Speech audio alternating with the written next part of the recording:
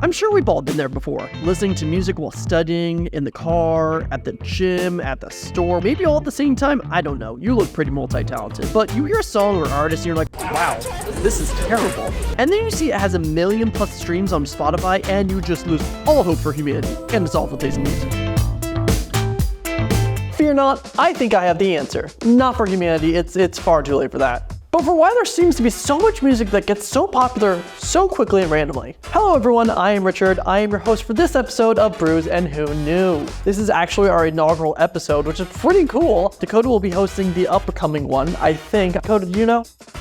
Regardless, to understand all of this, let's jump back into the 1950s when payola was first being prosecuted in the United States. Also, it's payola, not Crayola. Payola is when commercial radio stations would illegally take money under the table to play certain songs on the radio to get more popular. Crayola is the company that decided Fuzzy Wuzzy is an acceptable name for a crayon color. Some corporations just want the world to fall into anarchy. Remember, back then, the best way to blow up was on the radio. So you slide some cash to a disc jockey at a station in Milwaukee, someone else hears it and gets it to play in a station in Tempe, Arizona, and boom, you're going places. At the end of the day, this became a problem of occurrence because capitalism. I know, shocking, right? The big record labels liked being in control and didn't want any music that wasn't specifically theirs playing. They didn't want any rock and roll or urban soul music because that was undesirable.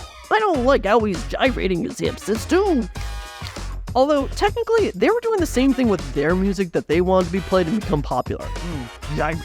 That does sound like America, alright. Anyway, even when it was cracked down on, look, people are creative, they found loopholes. They would hire independent promoters, and the promoters would line the pockets of the radio stations as to get the songs that they needed on air. I mean, even now there are legal loopholes to get it done. Look at Macklemore. They were an indie group, they knew it would be difficult as hell to get their music on the radio, so they paid the ADA to do it for them. If there's a will, there's a way, especially when you have money. Which brings us to today. Remember when Taylor Swift's tickets for her tour released a little bit ago and it crashed Ticketmaster? Don't you dare blame T-Swizzle. She is a strong, financially successul woman and I will hear no slander. But wasn't it amazing that there were so many people that wanted tickets to the show but just couldn't seem to be able to get them? They were all sold out. And yet, when you checked on resale sites, they were stocked full of them. Just at a 10-time markup. So many people that wanted tickets and couldn't get them, yet there was such a surplus. Isn't that crazy? I know what you're gonna say. Yeah, dude, it's called scalpers. But they weren't just scalpers, they were bots that were used by scalpers. They're different, I promise. Without going super into detail about bots and how they work, here's a quick TLDR.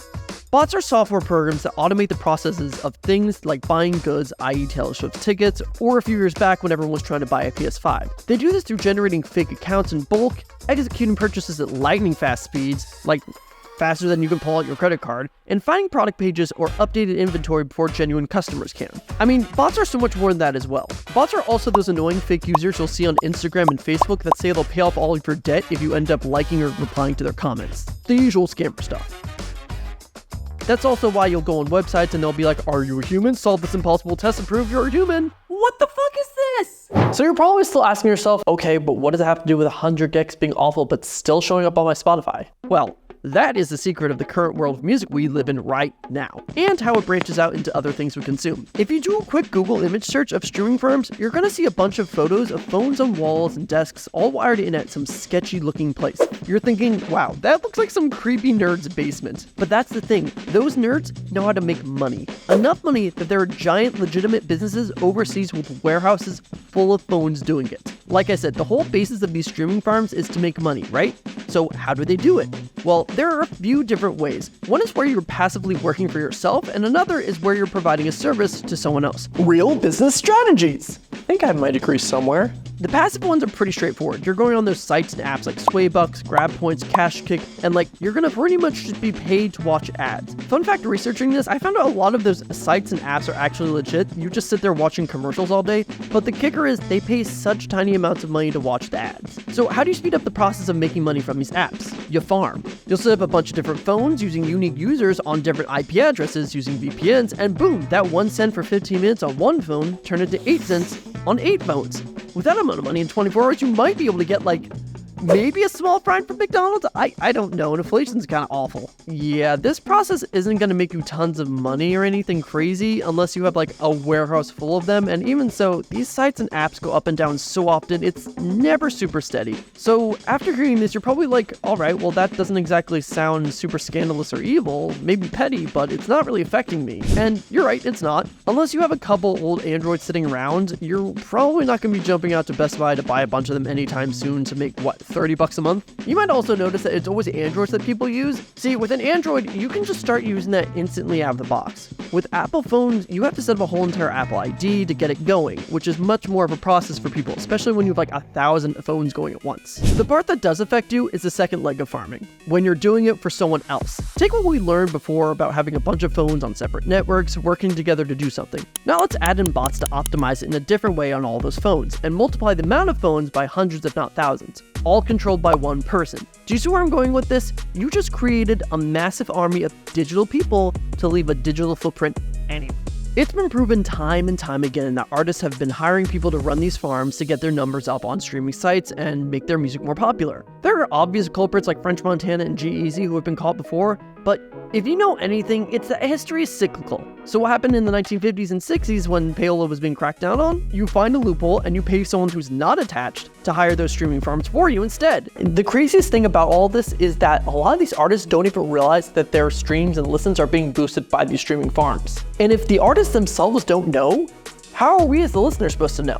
Because when we see something really popular in the media or online, our brains automatically usually go, maybe I should like this too. Maybe there's an artist that's pretty well known but hasn't released anything in a while. Maybe I'm a record label that says, a little bump off the release will gain more traction quicker. Who's to say? I as a record label won't do anything, but I can't control if someone from an extension of us acts as an individual. I can't control if they contact the farm and get us streams or views at an oddly suspicious rate. As a record label, that's not my business. I don't know if you know this, but Spotify does a great job of showing us where music is being streamed from. Kinda weird when you see 20% of your streams early on come from Guadalajara or Mumbai, and you're from Toronto with no ties to those places. What are you talking about? They love hockey in those places, right? Let's get off music for a second. What else can this influence? Maybe I'm making videos on the internet and I want to boost my numbers of views and comments. Maybe I'm an influencer on Instagram and I want more hits on my posts to try and attract brands to sponsor me. Maybe I have an ad that needs more viewership. Remember, your goal isn't to buy tons of views. It's to get just enough to trick the algorithm into thinking that what you created was really good and that everyone needs to see it. It makes you question when big YouTubers, influencers, and streamers come out of the woodwork and magically blow up. Look at someone like Bobby Altoff to magically blowing up and doing videos with someone like Drake. Is she a prime example of a corporate implant? Get her on YouTube, use stream farms to get her traction really quickly, throw on Drake, boom, you have a perfect pre-made internet star for the company. They don't need to use streaming farms after that for her. They just copy and paste for the next one. Again, I'm not saying that's how it all happened. The internet already has millions of theories, but it really makes you wonder who we watch and listen to. Are they actually organic, or were their technologies put in place to accelerate the process of their popularity? If I create something bad, I can show it to as many people as I need to. It doesn't mean people are gonna like it. Farming itself isn't new. Numerous YouTubers have declared that they've done it in the past. I mean, PewDiePie has said on multiple occasions that he used to just sit there and hit refresh over and over again on his videos just to get some views. Funny enough, about a decade ago, I did this exact process myself. I had this video in college I worked on that I thought was really great, so I bought 2,000 views on it. It really did nothing for the actual video itself because they were artificial views, so there was no likes, comments, or anything that got into the algorithm, but it just goes to show how easy it was to do back then. But that was 10 years ago versus today. You aren't just buying views anymore, you're buying the whole shebang. The impressions, the retention, the likes, the saves, the views, and it's working. It's translating into money and popularity for these people. One of the most insane things about this whole entire process is the fact that there's not really many legalities about it. It's just a giant messy thing on the internet that has no real rules. Yes, you can have breaching contracts that like invalidate your views when you have like a corporate sponsorship or something like that. But the most of these companies can really do is police it themselves and try to crack down on it as much as they can, because there's no internet police out there to really do it for them, and there's no laws anytime soon coming up to help. Companies are teaching AI and bots to recognize when this is happening. YouTube is actually a prime example. It has a lot of flaws, but it's getting better at making sure people aren't dodging ads, spamming comments, and if a video has tons of user impressions but doesn't have retention or likes, it strikes it as something fishy. The problem is, the better these companies get, the better the bots within the streaming firms get as well. Like I said before, it's all cyclical. The then you have Mark Zuckerberg with Instagram and Facebook that decide a picture of my knee is somehow inappropriate and take it down, but leave up the hundreds of spam links on news articles. Do you know what the worst thing about this whole process is? I still don't know if people actually like 100 gecs or if it's just streaming farm bots listening to them over and over again. And at the end of the day, that's my biggest gripe with all of this. So if you like this video, give it a thumbs up, give it a like, do whatever you want to do. Go over and listen to our podcast about this, where Dakota and I talk about it in a more relaxed way. I don't know if it came out before or after this, it really depends. I'm still trying to kind of learn the uploading schedule of how we're going to do this. Until next time, we will bring you a different topic that will probably be just as weird as this one, and we hope to see you then on the next Brews and Who Knew.